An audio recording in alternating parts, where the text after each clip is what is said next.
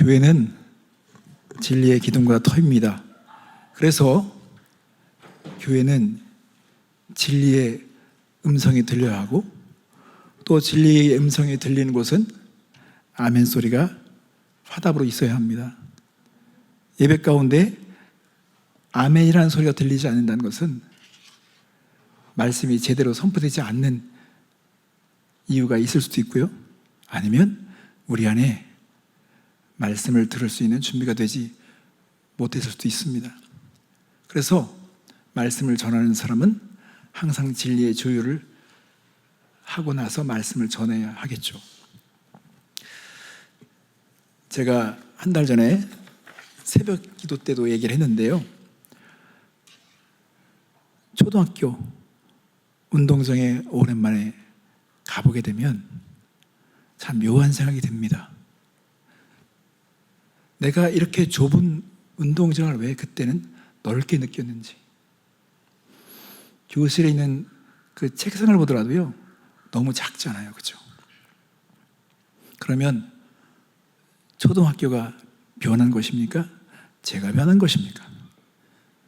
초등학교는 그대로 있습니다.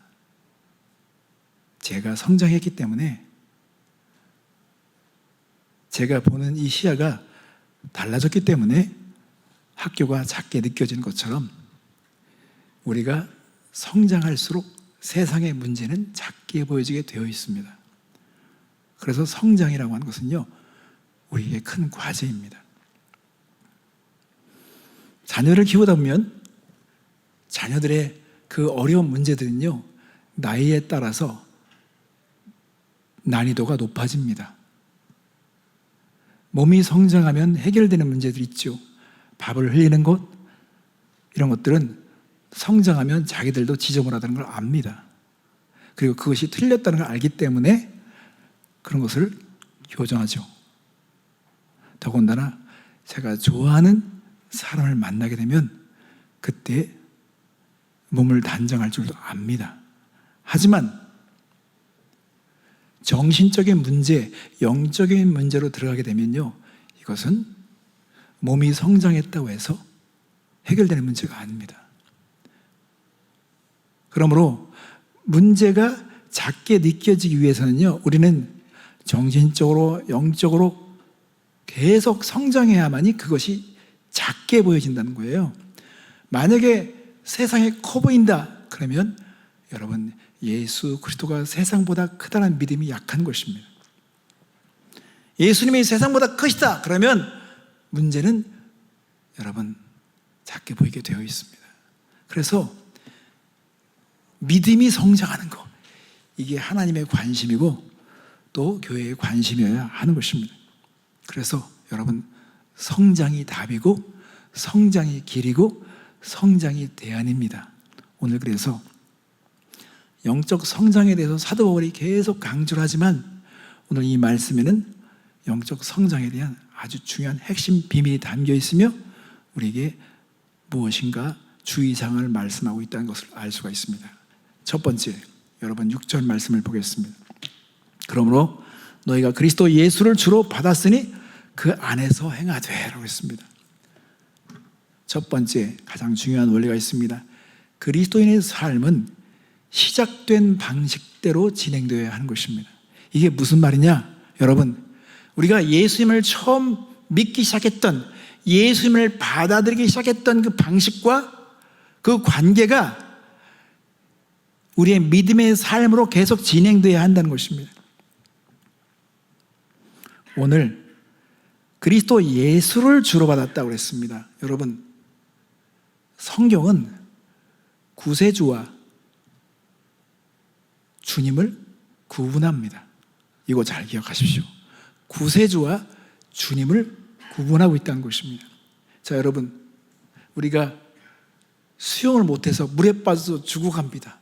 이제 누군가가 나를 도와주지 않으면 나의 생명은 끝이에요.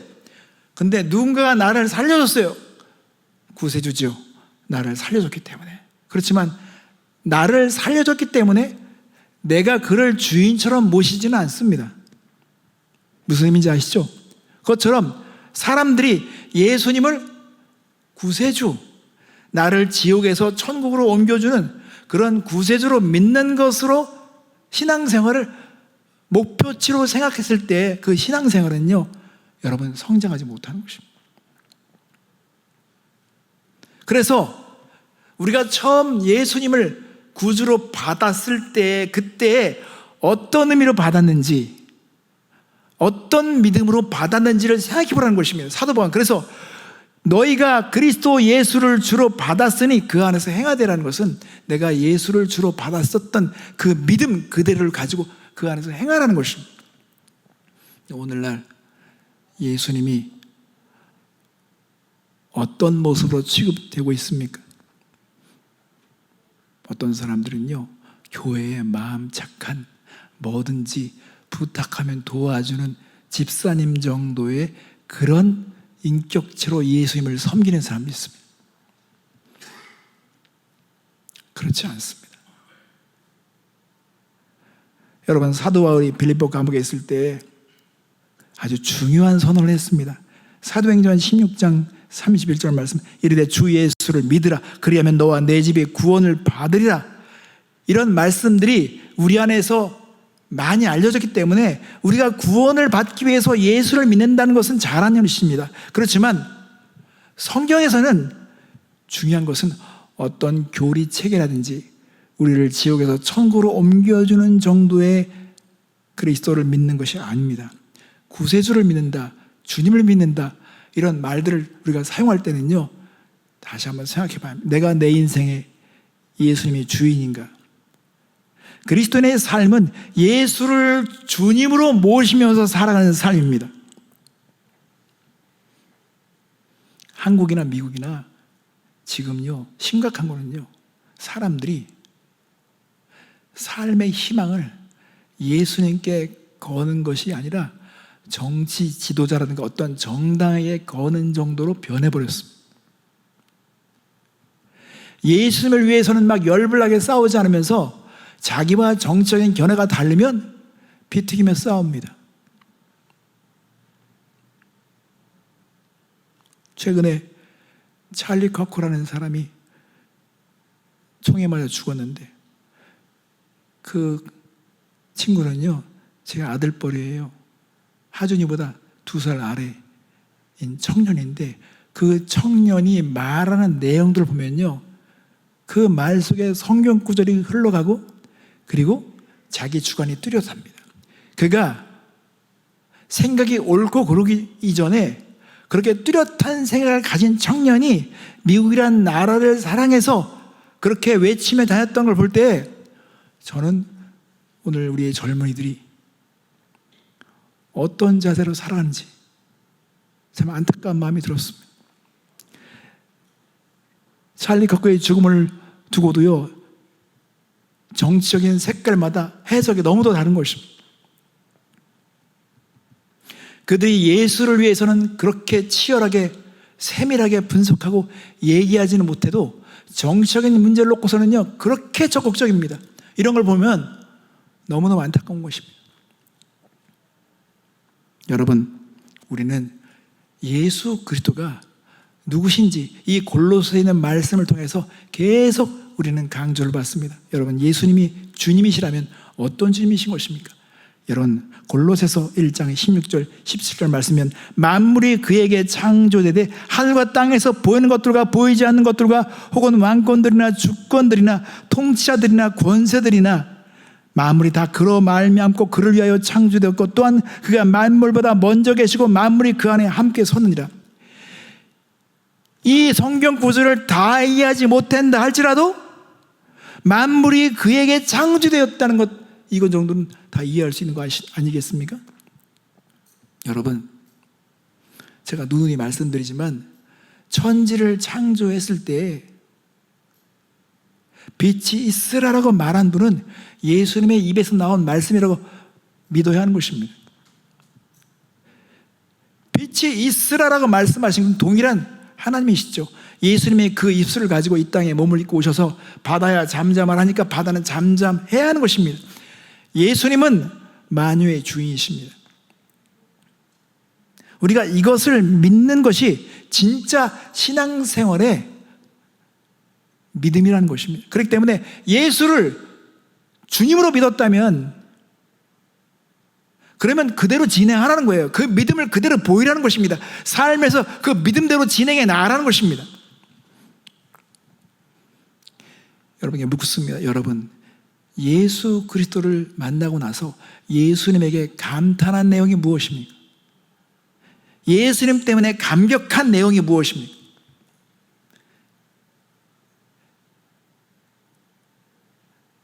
잠을 이루지 못한 적은 있습니까? 이런 주님을 내가 알게 되다니, 내가 이런 믿음을 갖게 되다니. 여러분, 신기한 적이 있습니까? 우리는 믿음의 렌즈를 다시금 배워야 합니다.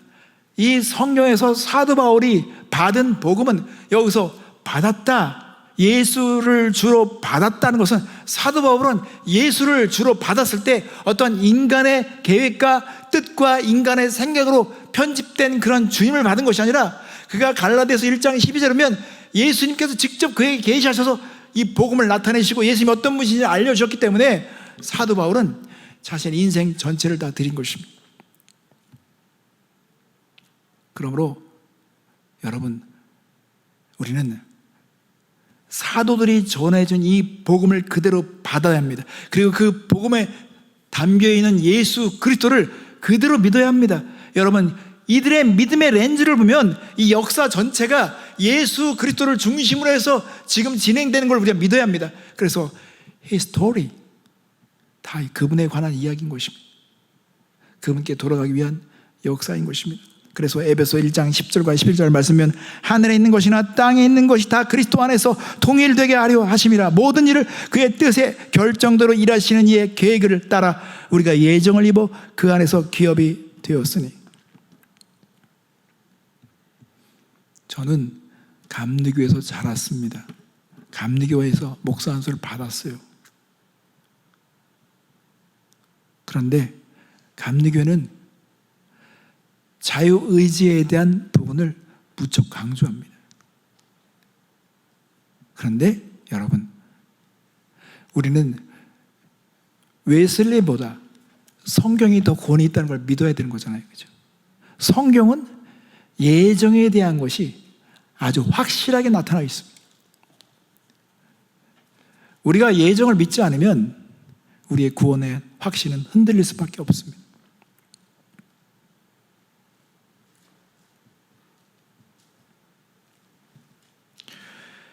그리스도인의 삶이란 예수님을 주님으로 모시는 삶입니다. 그래서 주님을 모시고 계속 걸으라는 것입니다. 그러면 하나님께서 우리를 성장시키기 시작하실 것이며 하나님의 계획하신 일들을 나타내실 것이라는 것입니다. 자, 두 번째로 보겠습니다.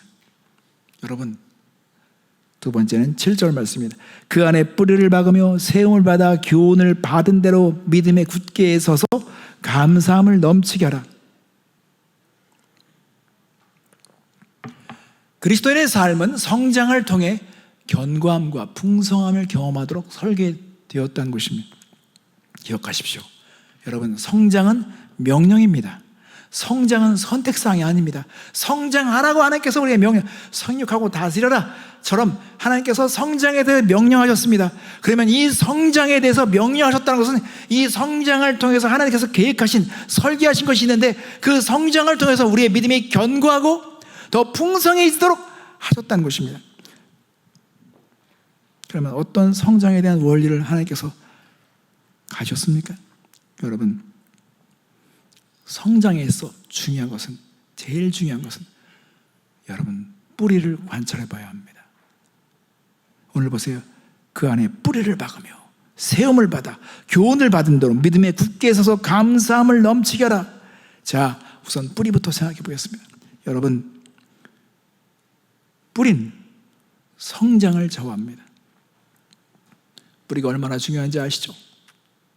저희 집에 저희가 심지도 않았는데 그 쇠면을 뚫고서 토마토가 올라왔는데 토마토가 막 주렁주렁 열리는 거예요. 우리는 심지도 않았는데. 그래, 요즘에 먹는다니까요. 얘가 뿌리가 살아있으니까 자기 존재를 증명하기 시작하는 거예요. 그렇게 막 진짜 먹음직한 토마토를 막 맺어주는 거예요. 그래서 제가 전에도 말씀드린 호박도 우리가 막 심었는데, 씨를 여러 가지 심었는데, 그런데 나머지는 도무지 결과가 없는데요. 와, 상추가 막 올라와서 막 우리한테 주고요. 호박은 정신없이 열립니다. 그래서 제가 호박에 대해서 다시 한번 생각했어요. 야, 호박은 이게 되게 수지 맞는 거구나, 얘는. 그냥 자고 일어나면 호박이 벌써 이따만 호박대 막 나와, 거기 막 널려 있어요. 그래서 제가, 이거 좋은 경험이다. 우리 제임스, 제니스도 이 놀라운 경험들을 함께 하니까 제가 다 기쁘더라고요. 땅은 정직하죠. 뿌리만 살아있으면 그 존재를 증명합니다. 그래서 뿌리에 대한 관심을 가져야 됩니다. 뿌리가 모든 걸 좌우하죠. 뿌리는 영양분을 흡수합니다. 그리고 이 뿌리가 강하면 강할수록 견디는 힘이 강합니다. 시련이 왔을 때, 폭풍이 닥쳤을 때 뿌리가 견고하면 여러분, 그 나무는 절대 쓰러지지 않습니다. 평소에 날씨가 너무너무 좋고 여러분 바람이 불지 않으니까 별 문제가 없지만, 여러분 바람이 심하게 불면요, 그 뿌리가 견고해진 것과 뿌리가 연약한 것은 그때의 증명이 되는 것을 알 수가 있습니다. 자, 그럼 뿌리는 무엇입니까? 여기서 말하는 뿌리는 신뢰를 말하는 것입니다. 예수에 대한 신뢰를 깊이 박으라는 것입니다. 완전히 뿌리를 예수께 내리라는 것입니다. 뿌리를 깊게 내리면 그 나무는 여러분 날씨와 상관이 없습니다. 이 캘리포니아에 이렇게 뜨거운 비도 별로 오지 않는데도 아주 그냥 견고하게 서 있는 나무들을 보십시오. 그 나무들의 그 밑둥을 보면요, 뿌리가 막 엄청나게 뻗어 있습니다. 이 뿌리가 막 어떻게든지 살아남으려고 막 다 그냥 물을 흡수하기 위해서 막 여기저기 막 번져 있습니다. 이게 딱 버티고 서 있으니까요, 나무가 그렇게 계속 견딜 수 있는 것입니다. 그래서 예레미야 17장 7절 말씀에, 그러나 물은 여호와를 의지하며 여호와를 의뢰하는 그 사람은 복을 받을 것이라. 그는 물가에 심어진 나무가 그 뿌리를 강변에 뻗치고 더위가 올지라도 두려워하지 아니하며 그 잎이 청청하며 가무는 해도 걱정이 없고 결실이 그치지 아니함은 같으리라. 그래서 뿌리는 영적인 근육과 같습니다. 근육이 튼튼하면 여러분 걷는데 불편하지 않죠.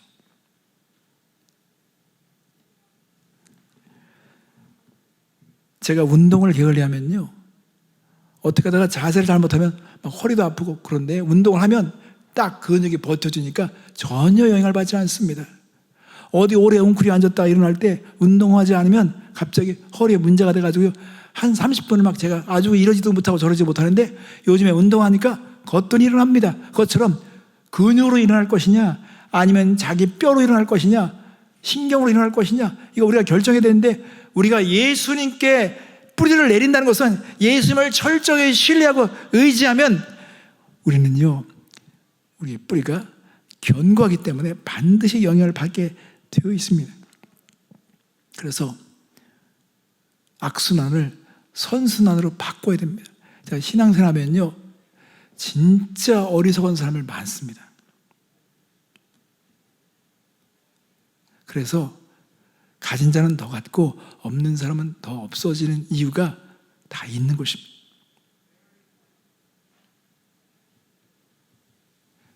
예를 들면요, 어떤 시련이 닥쳤습니다. 어떤 오해를 받았습니다. 어떤 문제를 만났습니다.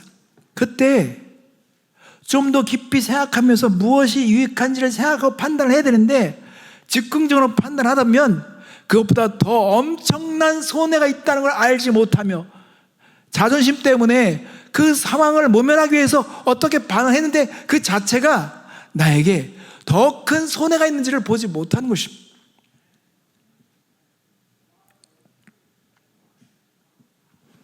여러분, 뿌리는 어떤 토양을 만나느냐, 어떤 것을 만나느냐에 따라서 여러분 그 나무가 결정되게 돼 있어요.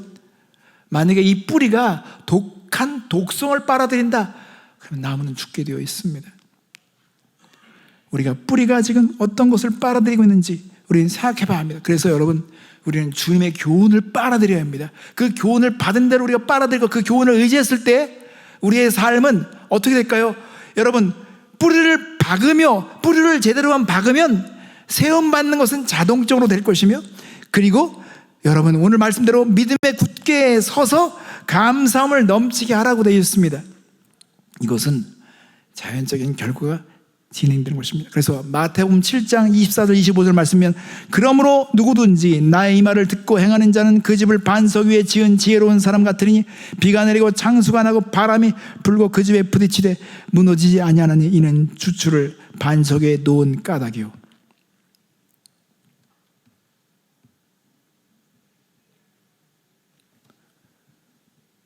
요셉은 형제들에게 팔렸어요. 노예가 됐습니다. 한순간에 그가 노예가 됐습니다. 얼마나 이게 상처가 클까요? 원망스러운 것입니다. 그래도 뭔가 꼭 참고 믿음으로 살아뵙겠다고 결심하고 보드바리 집에서 최선을 다해서 열심히 사는데 또 오해를 받아서 감옥에 쳐들어갑니다. 감옥에 갇히게 돼요. 여러분, 상처, 쓴뿌리, 원망, 이런 하나님 내가 왜 믿어? 그렇게 할 수 있겠죠. 오늘 우리가 말씀 묵상을 했지만 우리 인생에 닥치는 시련과 고난들은요, 하나님의 더 큰 선을 위해서 지금 막 작용되고 있는 것입니다. 이걸 믿어야 됩니다. 요셉은 성경 말씀에 하나님과 함께하는 것, 하나님을 신뢰하는 것, 하나님을 의지하는 것, 여기에 대해서 한순간도 포기하지 않았습니다. 또 꿈을 해석해줬는데, 꿈을 해석해줘서 정말 놀라운 일이 생겼어요. 꿈대로 됐어. 술거러니 복권이 되고 떡거러는 진짜 처형됐습니다. 그러면 은근히 기대할 수 있는 거잖아요. 와, 이거 정말 하나님이 뭐 하시려나 보다, 이렇게 해석했으니까 내가 이제 감옥에서 나오겠지 한번 기대했는데, 여러분 성경 말씀에 보면 2년이라는 세월 동안에 그 술거러는 요셉을 기억하지 못했습니다. 2년이라는 기간은요, 군대 갔다 올 시간이에요. 한국에서. 요셉이 얼마나 쓸쓸할까요? 그 감옥을 딱 바라보면서 언제 저 감옥이 문이 열릴까? 그런 생각하면서 보냈을 수도 있습니다. 그렇지만 끝까지 붙든 것입니다. 언제까지? 바로가 정말 난해한 꿈을 꿀 때까지. 하나님은 바로가 꿈을 꿔야만이 애굽의 총리가 될 수밖에 없다는 것, 애굽의 정치자 수용소에 들어가야만이 정치에 대한 수업을 배울 수 있다는 것, 이것이 다 지나가면요, 그 결과가요 다 이유가 해설되는 거예요. 해석이 되는 거예요. 그 당시만 보면요 진짜 원망스럽죠. 그러니까는 좀 더 믿음을 가지고 뿌리를 내려서 주님을 신뢰하면서 진짜 주님을 의지하잖아요. 그러면 거기서 만들어지는 그 결과가 상상할 수 없는 보상이 있는 것입니다. 다니엘은 뜻을 정했기 때문에 예수 그리스도의 재림까지 내다볼 수 있는 총명이 생긴 것입니다. 그냥 한 시대만 보는 비전이 아니라 예수 그리스도까지 내다볼 수 있는, 인자까지 볼 수 있는 총명을 선물로 받은 거예요. 그리고 그의 후손들이 동방 박사들이잖아요. 무서운 것입니다. 그냥 뜻을 정한 게 아닙니다. 아니, 나라가 망하면 빨리 신을 버려야지. 이 민족도 지켜주지 않는 신을 내가 왜 믿어? 바벨론 신이 더 위대하네? 바벨론 신이 더 크니까 우리가 믿는 신을 그냥 삼켜버리지. 이런 신을 나 안 믿어. 똑똑할수록 그렇게 생각할 수 있죠. 그러나 여러분, 그것은 하나밖에 생각하지 못하는 거예요. 선자들이 무엇을 말했는지를 생각해 봐야 돼요. 선자들이 무엇을 경고했는지를 생각해 보니까 맞는 거거든요. 선자의 말대로 됐네. 그럼 이분이 더 크신 하나님이네. 국제적인 모든 정세를 다 다스리시는 역사의 주인이시네. 그러니까 왕 앞에서 꿈쩍하지도 않는 거예요. 왕을 두려워하지 않는 거예요. 왜냐하면 만유의 주님을 경외할 수밖에 없는 것입니다. 바벨론도 하나님의 손에 다 좌우되는 것을 알기 때문에. 이렇게 주님의 교훈을 받아서 신뢰하고 그 말씀들을 다 빨아들이면 여러분 폭풍이 몰아닥치고 창수가 나고 온 난리가 나도 여러분 흔들리지 않을 거라는 것입니다.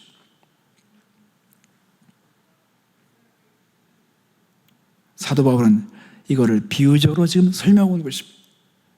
우리가 예수 그리스도를 신뢰함으로 뿌리를 내리고 예수님이 있는 성품을 다 빨아들이잖아요. 그 빨아들이면 우리 안에서 그 성품의 열매가 맺혀지게 되는 것입니다.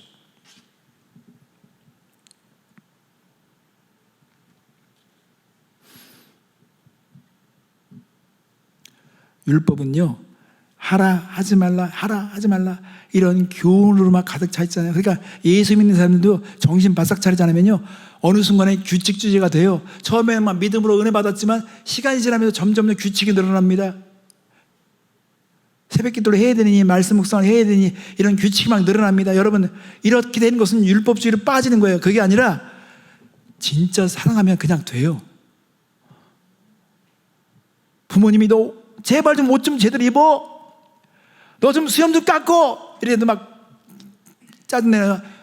진짜 좋아하는 여자 남자 생기잖아요. 그럼 지가 알아서 막 향수 뿌리고 막 지가 알아서 막 면도 하고 막 옷도 막 가서 지가 알아서 골라요.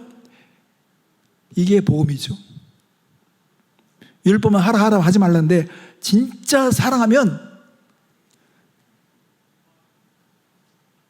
내가 정말 사랑하고 이 사람하고 살고 싶은데 그 남자가 그 여자가 난 담배 냄새 질려, 난 담배 냄새 싫어 그러면 담배 왜 안 끊겠습니까? 담배를 끊죠.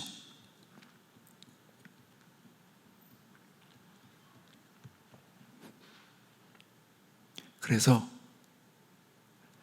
견고함과 풍성함을 경험하도록 하나님께서 설계하신 이 비밀을 알 때 우리가 그렇구나, 그리스도에게 뿌리를 내리고 아주 박아야 되겠구나, 신뢰해야 되겠구나. 여러분 이런 사람들은요 점점 믿음이 견고해지면서 감사가 막 넘치게 됐습니다. 교만이 설 자리가 없습니다. 그런데 믿음이 성장하지 않잖아요. 그러면 불평이 나오기 시작합니다.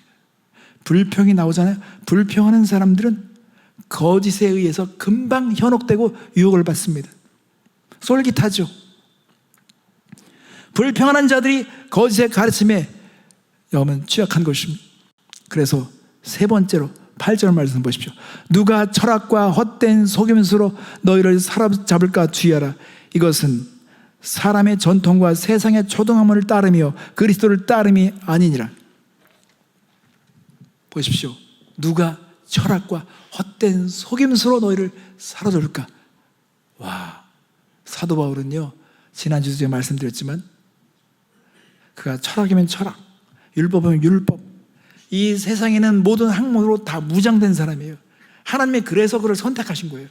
그래서 그를 거꾸로 드리고 그를 사용해서 하나님의 말씀을 전하게 하시고, 그리고 사도 바울의 그 기질을 볼 때 저 친구는 배가 파손돼도 끝까지 가겠네, 자기 의지를 굽히지 않겠네, 그 기질과 그 바탕을 본 것입니다. 내용만 바꾸면 되는 거예요. 그 그릇 자체가 견고한 걸 알고 있었던 것입니다.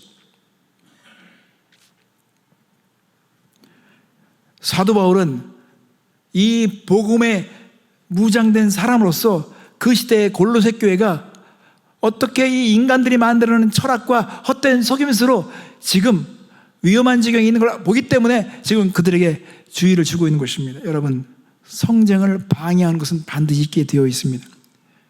해충과도 같습니다. 여러분, 교회는요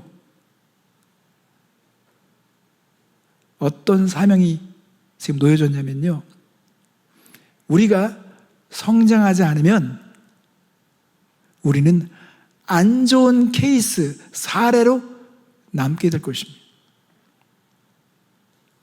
세상은 너무 귀가 얇아가지고요, 그리고 사람들은 되게 편협적입니다. 그리고 지금은 이 알고리즘으로 인해서 한번 무엇인가를 딱 보면 거기와 관련된 것이 다 딸려 들어옵니다. 그래서 여러분, 오늘 이 시대는요 사람들이 더 왜 정치적으로 편협적일 수밖에 없냐면요, 어떤 성향의 것을 보잖아요. 그러면 그 성향에 전문화된 내용 콘텐츠가 다 달려 들어오기 때문에 또 그걸 보다 보면 내가 거기에 세뇌되게 돼 있는 거잖아요.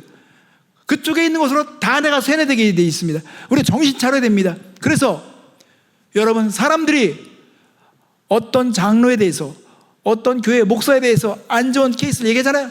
그럼 거기에 대한 많은 사례들이 딸려들기 때문에 그걸 한두 번 보는 순간에 갑자기 우리 안에 선입견이 딱 돼가지고 모든 사람이 다 그런 거로, 세상이 그런 색깔로 다 보이게 되어 있습니다. 그래서 우리 한 사람 한 사람이 누군가 우리를 겪었을 때 내가 성장에 대한 대안으로, 성장에 대한 사례로, 성장에 대한 모범으로 제될 것이냐, 저 사람 저렇게 믿으니까 교회가 안 변하지라고 내가 그런 케이스로 증거물이 될 것이냐, 이것은 우리가 결정해야 합니다. 사도 바울은 정확히 말하고 있습니다. 헛된 속임수로라고 했습니다. 누가 철학과 헛된 속임수로, 속임수인데 왜 헛될까요? 여러분, 사도 바울은 헛된 것들, 속이는 것들, 이런 것들은 얼마나 공허하다는 걸 알고 있습니다. 그리고 사람의 전통에 의존하는 것들, 세상에서 나온 모든 것들은요, 그 안에 모든 결과들은요, 열매들은 다 공허한 것입니다. 체스터던이라는 사람이, 제가 그 사람 글을 보면, 와, 그 사람 어디 영국의 작가인데 왜 이렇게 글을 잘 써? 그 사람은 항상 어디에 보면 책에 경구가 나와요. 그 사람의 어떤 그 인용된 글들이 나오는데, 그분이 글을 너무 잘 쓰니까 어떤 사람의 아주머니가, 작가님, 이 세상의 문제에 대해서 좀 집중적으로 이제 언급해 주시고 그런 기사를 내주세요라고 했다고 해요. 그랬더니 체스터던이 그분에게 답을 줬습니다. 세상의 모든 문제는요, 제 문제예요. 결국 들어가면요, 죄의 문제입니다. 아주 정확한 걸 지적했죠.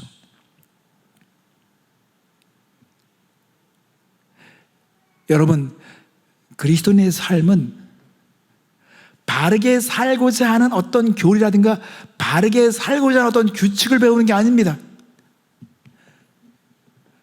에덴 동산에는 두 나무가 있었잖아요. 선악을 알게 하는 나무와 생명나무잖아요. 선악을 알게 나무는 율법을 상징합니다. 규칙, 이런 걸 해야만이 영생을 체험할 것처럼 인간들이 그렇게 유혹을 받죠. 여러분, 인간이 만들어 놓은 규칙과 바른 어떤 생활로 우리는 행복을 경험하는 것이 아닙니다. 도리어 그것은 우리를 피곤하게 할 것입니다. 주님과의 살아있는 관계, 생명의 관계가 우리를 복되게 하는 것입니다. 그것이 우리를 살리는 것입니다.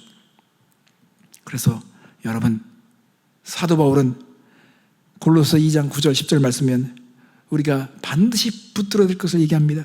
그 안에는 신성의 2장 9절, 그 안에는 신성의 모든 충만의 육체라고 하시고 너희도 그 안에서 충만해졌으니 그는 모든 통치자와 권세의 머리시라. 골로새서는 예수를 우리의 몸의 머리로 강조하기 위해서 쓰여진 거예요. 에베소서는 교회가 머리 대신 예수님의 몸을 강조하기 위해서 쓰여진 거예요. 그러니까 에베소서가 강조하고 있었던 것은 몸에 대한 거예요. 교회의 그 몸의 지체에 대한 거라면 골로새서는 머리에 대한 걸 강조합니다. 여러분, 제가 누누이 강조하지만 제가 체험한 거잖아요. 우리의 몸에서 제일 중요한 건 어디입니까? 머리입니다. 뇌예요, 뇌. 뇌가 보는 것입니다. 뇌가 걷는 거예요. 뇌가 생각한 것입니다. 그것처럼 우리 머리에는요, 가장 중요한 게 다 집결되어 있습니다. 보는 것, 듣는 것, 냄새 맡는 것, 먹는 것 다 집결. 이걸 딱 자르는 이 몸은요, 송장이죠. 몸을 붙들어야 됩니다. 핵심이 뭡니까? 우리가 보통 동물을 잡을 때 토끼는 귀를 잡는 것이 핵심이라고 하죠. 뱀은 머리를 잡으면 다 나머지는 다 딸려 들어오죠. 머리 앉아 꼬리 잡혀?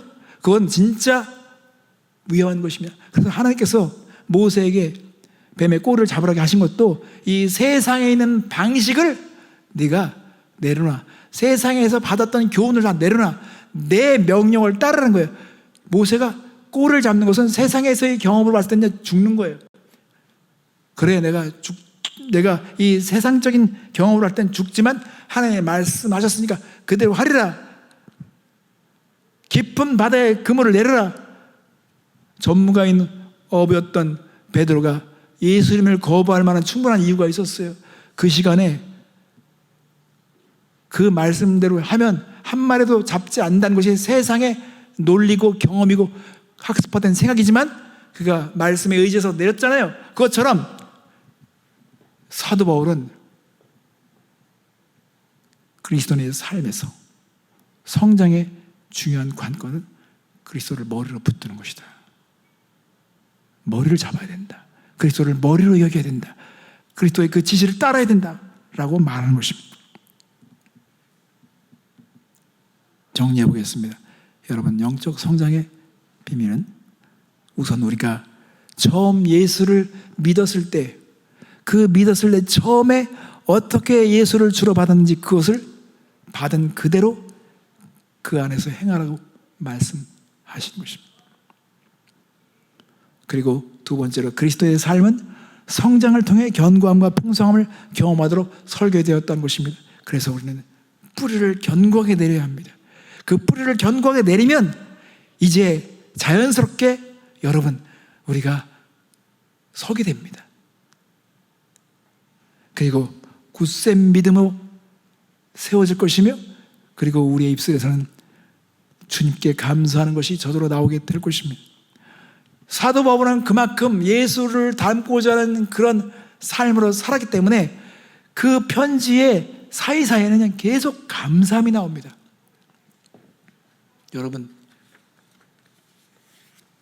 우리의 삶이 예수님을 통해서 가능하고 예수님을 위해서 이 모든 것이 진행되를 알았을 때 우리는요 감사하지 않을 수 없습니다. 그리고 이 세상에 있는 모든 학문들은, 세상에서 만들어진 것들은요 기본적인 전제가 인간은 죄인이 아니라는 전제가 있어요. 성경은 인간은 죄인입니다. 아주 치유될 수 없는 아주 불가능한 존재, 죄인이라는 걸 전제하는 것으로 성경은 얘기하는데, 이 세상에서 나온 철학과 헛된 석유처럼 만들어진 모든 가르침은 이 죄인이라는 전제를 벗어버립니다. 그렇기 때문에 여러분 결국은 결과는 공허할 수밖에 없는 것입니다. 그래서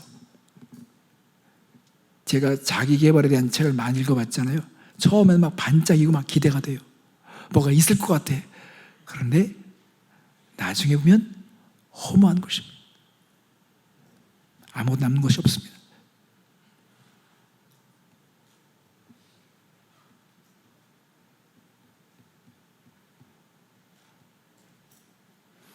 제가 지난 수요일도 말씀드렸잖아요.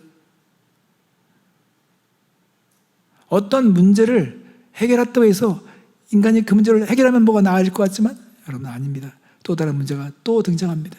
그래서 우리는 성장으로, 더 큰 성장으로 무장되어야 하는 것입니다. 성장하면 문제가 작아 보입니다. 정신적인 문제는 정신적인 성장이 과제가 있겠지만 영혼에 대한 문제는 영혼이 성장해야 합니다. 차가 고장났다 그러면 저는 기도하라고 말하지 않을 것입니다. 그냥 메카닉이 가면 고쳐집니다. 발이 부러졌다 기도하라고 말하지 않을 것입니다. 병원에 가요. 그렇지만 영혼에 대한 문제는 책을 읽어서 되지 않습니다. 말씀으로 돌아가야 합니다. 왜냐하면 여기에 답이기 때문에 그렇습니다. 여러분, 무한히 성장합시다. 그래서 성장이 무엇인지를 보여주는 사람이 되셨으면 좋겠습니다. 그리스도 안에서 성장하는 여러분 되시길 축원합니다. 함께 기도하겠습니다.